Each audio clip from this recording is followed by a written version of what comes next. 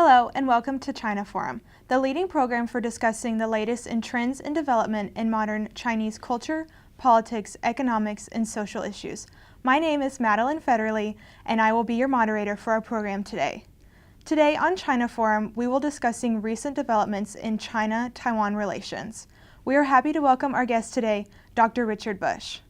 Dr. Bush is a senior fellow at the Brookings Institution, where he holds the Chen Fu and Cecilia Yan Gu Chair in Taiwan Studies and directs the Center for East Asia Policy Studies.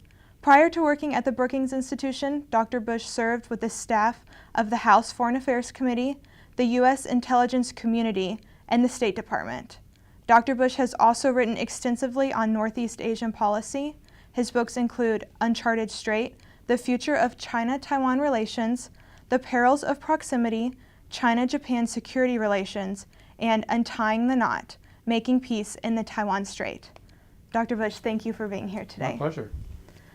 To start us off, in October 2013 at the APEC Summit in Bali, President Xi Jinping remarked to the former Taiwanese vice president that Beijing and Taipei must begin taking steps to close the political divide between them.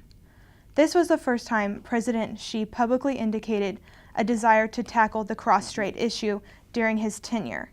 Moreover, at this APEC summit, President Xi stated that the cross-strait political issue must reach a final resolution and cannot be continued to be passed on from generation to generation. To start us off, can you provide us with some background information regarding China's policy towards Taiwan and why this information from President Xi is significant? Well, again, it's nice to be with you. China's goal with respect to Taiwan is to bring about unification under the one country, two systems formula. But it has decided, properly I think, to pursue a very incremental approach to getting there. And right now, we are in the phase of peaceful development, not moving towards peaceful unification. Moreover, China has decided to focus first on easy issues and then do hard issues. Easy issues, by and large, are economic issues, where there's mutual benefit from both sides. Political issues get closer to the sorts of things that have to be discussed when there's any talk of unification. There has been some pressure within China and from China to move from economic issues to political issues. And I think President Xi's statement is a kind of signal to Taiwan that Beijing can't wait forever. I think it's also a signal to people in China that the government has not forgotten that the ultimate goal is unification. And that's the problem with any sort of incremental negotiating process that two sides undertake, that one side at least will always be worried that incrementalism never gets you to the goal you want. It just leads you around in circles. And so Beijing is looking for at least symbolic reassurance that there is a goal at the end of this process, not just going around in circles. So you say right now they're working on easy issues. How long would you say that they have been working on the easy issues such as economic development? It's really since 2008 when President Ma Ying-jeou was elected as the president of the ROC. He took some immediate steps to create a platform for these negotiations on economic issues. There was an understanding with Beijing that it would be easy issues. It wasn't just economic issues. There are certain issues having to do with law enforcement and judicial cooperation that were agreed to as well. Part of the process was removing obstacles to normal economic intercourse. And then the big step was liberalizing the economic relationship to further expand areas of cooperation. And the landmark here was the Economic Cooperation Framework Agreement, ECFA, that was signed in late June 2010. And under that framework, there were several other agreements that were to be negotiated, and we're in the middle of the process of negotiating those and getting them approved and so on. And the more of these easy issues they do, the harder it gets, because the more it touches on domestic issues and interests in each place. But the progress may have slowed down, but it's continuing. So for President Xi and the rest of the Chinese leadership, do you think for them the cross-strait issue will only reach a final resolution with reunification? Are there really any other alternatives in their minds? Well, rhetorically, and I think in their hearts, for them the ultimate goal is unification. And the formula that they consider, the only formula they consider, is one country, two systems. I think they have learned that moving too quickly towards that goal, trying to push Taiwan towards that goal before Taiwan's ready to go, is counterproductive. And so they have been willing, by and large, since 2008, to let things move at Taiwan's pace. They have a certain confidence that time is on their side. As Marxists, they have a confidence that economic interaction will lead to political results. As Leninists, they understand that they have allies, if you will, within the Taiwan political system. So, and they have other issues in the region and domestically that worry them more. So as long as this is going okay, that's satisfactory. But the goal is clear. How much do you think the formula would look like the situation they have with Hong Kong? Well, the formula that is laid out there for Taiwan and was originally devised for Taiwan actually ended up being the basis for Hong Kong's reversion to Chinese sovereignty and Macau's reversion to Chinese sovereignty. Taiwan takes the position that we're not the same as Hong Kong and Macau. The Republic of China was established in 1912. It has existed ever since. And any discussion of a final resolution of the dispute between us has to be on that basis, and one country, two systems is not an acceptable formula for that. I think people in Taiwan would look at the situation in Hong Kong and say that some things under one country, two systems haven't been too bad, but others, particularly in the political field, have not created the sort of situation that Taiwan would like to see. So moving from easier issues such as economics onto the harder issues like the political aspect, of February of this year, Thailand's Mainland Affairs Council minister met with his counterpart in China's Taiwan Affairs Office in the Chinese city of Nanjing. Now, this meeting marked the first official government-to-government meeting since the Chinese Civil War ended in 1949.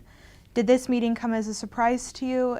And would you say that there was really any prior indication on either side that they were ready to start making that transition from the easier economic issues to the harder, maybe more political issues? Well, a couple of points. First of all, it may have been the first public formal meeting between officials of the two sides in a long, long time. But there have been previous public meetings where representatives of the two sides acting on behalf of their governments have met. And in fact, the working level officials in the two governments interact all the time in order to implement the agreements that have already been reached and deal with problems. I think that this meeting had a value, first of all, in that it took place, and it was a way for Taiwan to reassure people on the mainland that there's an understanding that this is part of a long-term process, and this is not just about economic benefits. I think that this meeting was presaged by an encounter that Minister Wang and Director Zhang had in APEC last year. The encounter was arranged. It didn't just happen. It wasn't a substantive meeting, but this suggested a direction that things were going to go. I know a lot of our Western media has really kind of lauded these meetings as being purely symbolic and to not really expect anything substantive to result out of these meetings. Do you agree? Do you think they are simply symbolic, or do you think they actually have a tangible impact? Well, first of all, as any Chinese would look at this, symbols are substance, and they have a substantive importance beyond any practical things that get done. Now, in this particular case, there was an effort to address some substance. One thing that was agreed to was that there would be the establishment of a communications mechanism between the MAC and the TAO. It's more a process item than a sort of policy substance item, but it's not insignificant. There was an effort also to resolve a continuing dispute over President Ma's idea that Taiwan's semi-official cross-strait organization, the Straits Exchange Foundation, have an office in Beijing, and the Mainland's Association for Relations Across the Taiwan Strait have an office in Taipei. And the main stumbling block on that is Taiwan's insistence that personnel in its Beijing office of SEF have the right to visit Taiwan people who are detained on the mainland for whatever reason. And Beijing has resisted this down the line. Beijing is worried that this would create the appearance that the SEF office is like an embassy or consulate doing consular work, because that's what some consular officials do. Taiwan insists that for practical and political reasons, they have to be able to visit their people. And that's where it's been stuck for some time, and it looks like it continues to be stuck. So there was a substantive effort, but it didn't really get anywhere. What do you think Taiwan has to gain from these official high-level talks? I think it helps to reassure people on the mainland that this is not a stalled process, even if in some ways it is. There is a danger, however, that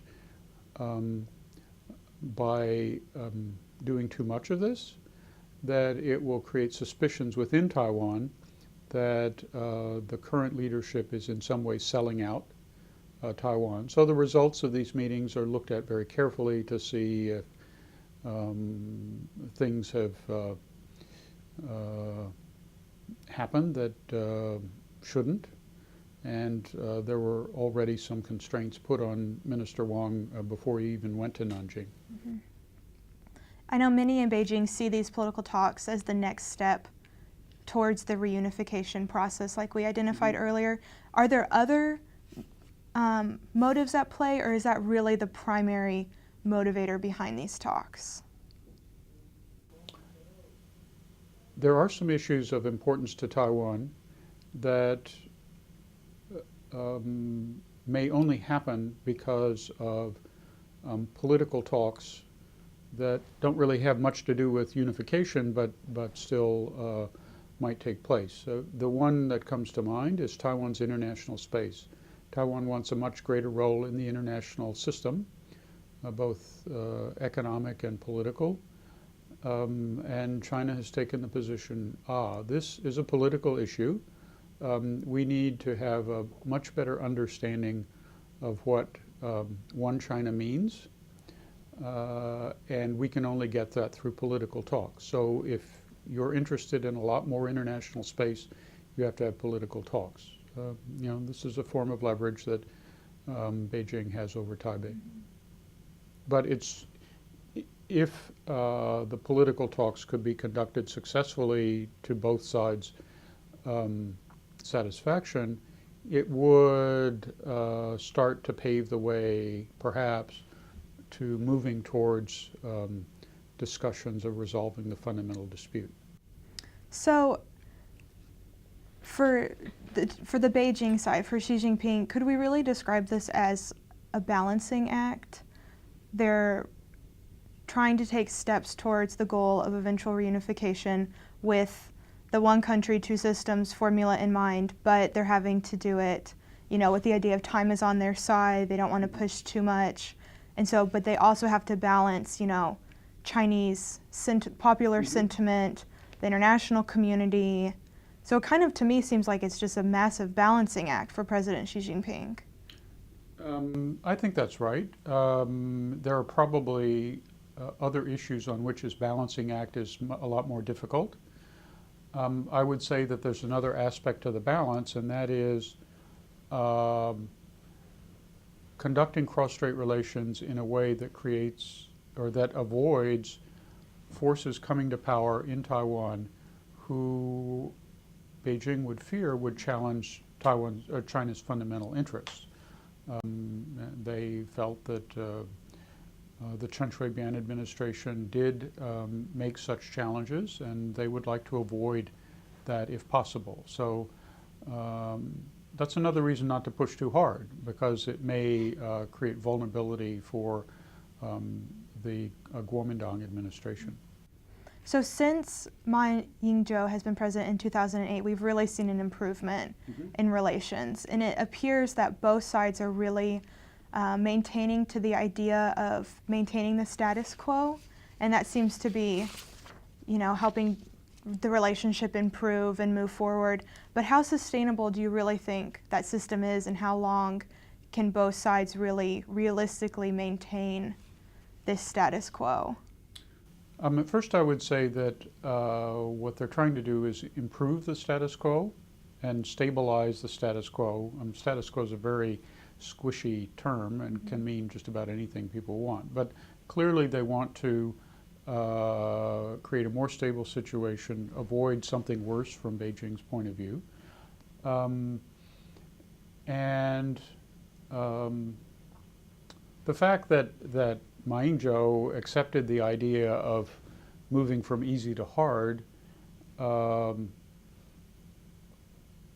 that means that he understands that sooner or later you have to go to hard.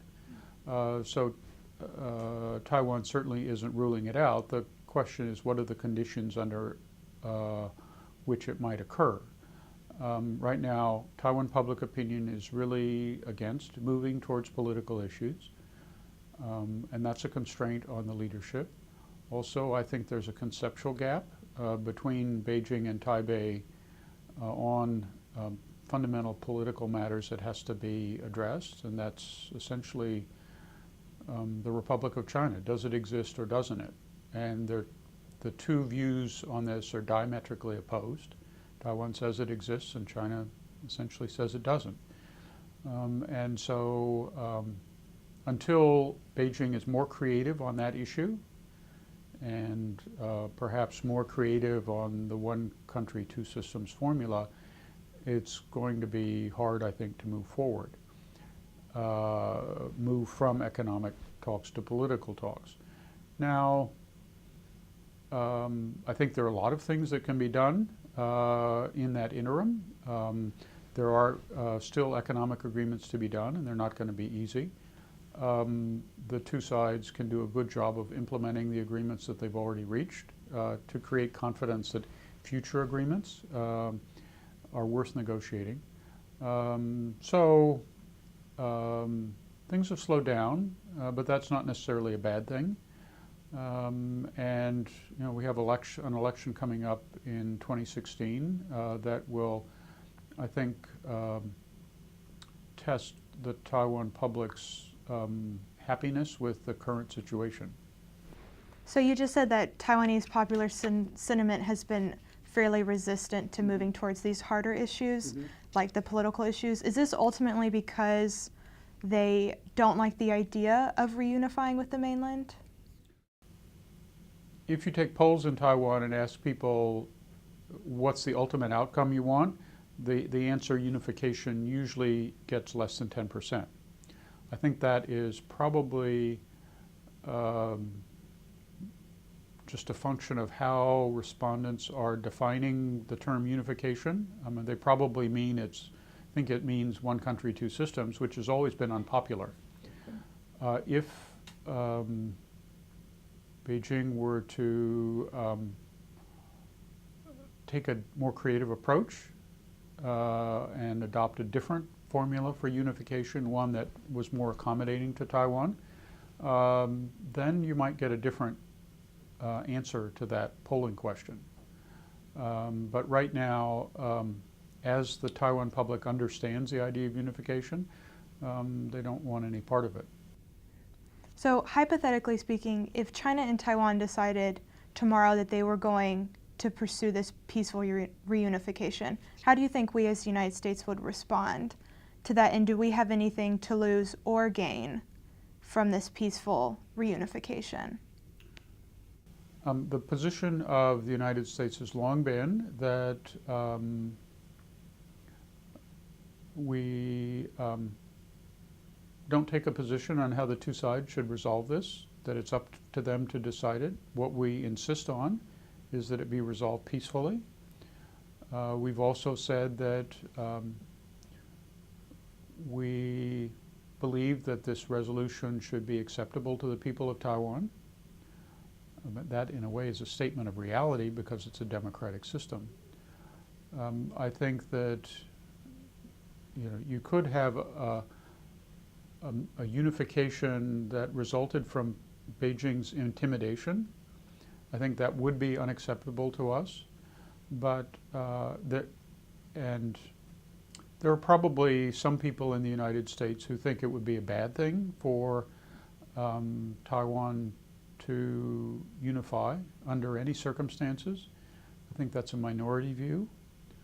I think there's a certain value for the United States in a resolution of this issue that Taiwan people decide is good for them and removes one problem area from the list of problems that the United States has to deal with. How do you think other countries in the area, such as Japan or South Korea, might be affected by this reunification? Well, first of all, it depends on what the formula is. Second of all, it probably depends on how they read the consequences of that solution for them and whether that reading is accurate. I think Japan would be very concerned if it felt that the People's Liberation Army, particularly the PLA Navy and PLA Air Force, was going to be on Taiwan. Actually, what we know of the current one country, two systems offer is that the PLA Navy and Air Force would not be on Taiwan. So Japan should be somewhat assured. It would depend a lot on the circumstances. It would also depend on their reading of how the United States approached this. If they felt that we had just washed our hands of Taiwan and allowed this to happen, even though perhaps the Taiwan people weren't totally accepting of it, they would probably worry about the implications for themselves, that we might wash our hands of them too. Whether that fear would be justified or not, one could understand how they might have it. So do you think, we talked about Taiwanese popular sentiment. Do you think it's safe to assume that most people on the mainland are in favor of a reunification, a peaceful reunification with Taiwan? Yes, that's been a regime goal for a long, long time. I think the average PRC citizen doesn't understand the complexities of the issue, doesn't necessarily understand why Taiwan people would be opposed to unification. But I think if whatever the formula is, if the regime said this is a good outcome, this achieves a major national objective and promotes the Chinese dream and the rejuvenation of the Chinese nation, people would go along. Do you think it has the potential to do that, to rejuvenate the Chinese nation? Oh, I think people on the mainland have talked themselves into the idea that a China that is not unified cannot be a truly powerful China. And by implication, there has to be unification if the Chinese nation is going to be rejuvenated. So just to conclude, could you briefly tell us what your outlook or prediction is for how this conflict continues to unfold, maybe just over the next couple of years? Okay. Well, I think we are already in something of a stall because the economic issues are being exhausted, and the economic issues that remain are kind of hard. Taiwan public is not ready to do political issues. I think the two sides can get through a stall and lay the groundwork for something else. The big question mark looking over the next 2 or 3 years is which party wins the Taiwan presidential election in January 2016. Is it another Kuomintang candidate, or is it a candidate of the Democratic Progressive Party? If that happens, then the stall will be further entrenched. Big question is what China does in response to a DPP victory.